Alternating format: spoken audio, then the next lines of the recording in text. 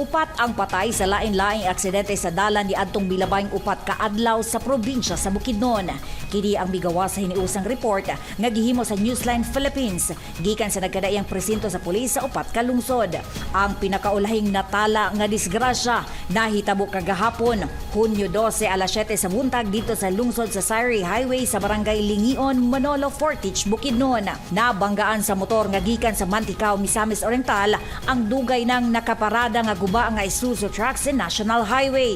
Sumala sa report sa kapulisan, migawa sa ilang investigasyon nga niadto pang Nobyembre 2023 nakaparking ang maong truck og kagahapon samtang nagbiyahe ang motor paingon sa usa ka lungsod sa Bukidnon na bangga kini sa truck. Tungod sa kakusog sa impact, patay gilayon ang driver sa motor. Samtang niadtong Hunyo 9 sa Sari Highway gihapon sa lungsod sa Maramag, Bukidnon, patay ang driver sa badya nga motor nga gimaneho sa taga Kulambugon sa dihang gibanggaan kini sa usa ka Fortuner nga nawad-an kuno og kontrol sa iyang sakyanan. Nahitabo ang aksidente alas 5:35 sa hapon. Patay ang driver sa motor samtang sa baron ang driver sa SUV. Ang driver sa mga sakyanan nga nalambingit puros hamtong ang panuigon.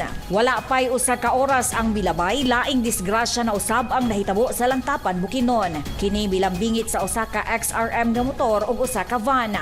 Nahitabo ang disgrasya bandang alas 6:10 sa gabi. Sa report sa PNP, kalit nga miliko pawala ang motor og nakadumbol kini sa van nga nagsunod. Sa investigasyon sa kapulisan, migawas nga walay driver's license ang namatay nga driver sa motor. Pagkahuman sa halos 2 ka oras, laing disgrasya na sab ang natala sa Valencia, PNP. Base sa police blotter, 3 ka sakyanan ang nag-abot sa dalan alas 8:55 sa gabi dito sa Purok 5, Ginuyuran, Valencia City. Sa report sa Valencia Traffic Division, ang aksidente gikalambigitan sa 2 ka motor nga nagdagan sa managlahing direksyon.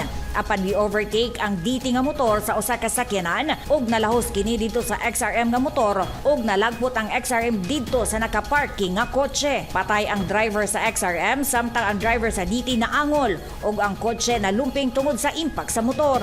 Nasayran sa kapulisan nga ang 2 ka driver sa motor puros walay lisensya. Kini nga aksidente nangahitabo taliwala sa kanunayng pagpahinumdum sa Land Transportation Office nga ang tanang na nag-iya sa motor angayan magkuha og lisensya ug angayang magsuot og helmet samtang nagamaneho sa ilang mga motor.